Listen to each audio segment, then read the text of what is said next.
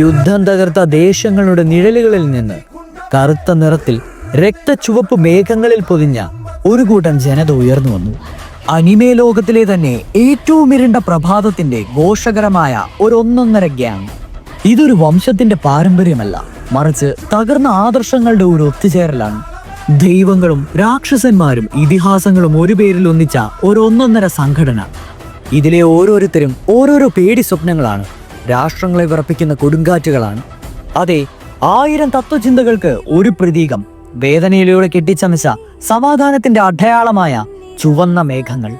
അനശ്വരമായ പാട്രിയാർക്ക് മുതൽ 100 ആത്മാക്കളെ പാവയാക്കി മാറ്റുന്ന ആൾ വരെ, സ്ഫോടനങ്ങളുടെ കലാകാരനിൽ നിന്ന് വേദനയുടെ ദൈവം വരെ, ശപിക്കപ്പെട്ടവരുടെ സൈന്യങ്ങളുടെ ഒരു നിര തന്നെയാണിത്. വിശ്വസ്തതയിൽ നിന്നല്ല, ഇത് നിരാശയിൽ നിന്നാണ് ജനിച്ചത്. ലോകത്തിന്റെ പാപങ്ങൾ അവരുടെ പുറകിൽ വഹിക്കുന്നു, അവരുടെ ഉണർവിൽ നാശം മാത്രമേ അവശേഷിക്കുന്നുള്ളൂ. ലോകത്തിന് അവർ തീവ്രവാദികളാണ്, എന്നാൽ അവർക്ക് രക്ഷകര് തന്നെയാണ്. തങ്ങളുടെ ആഘാതങ്ങളെ വിധിയുടെ ആയുധങ്ങളായി മാറ്റിയ വിലക്കപ്പെട്ട ഷിനോബികളായ അക്കാത്സുക്കി.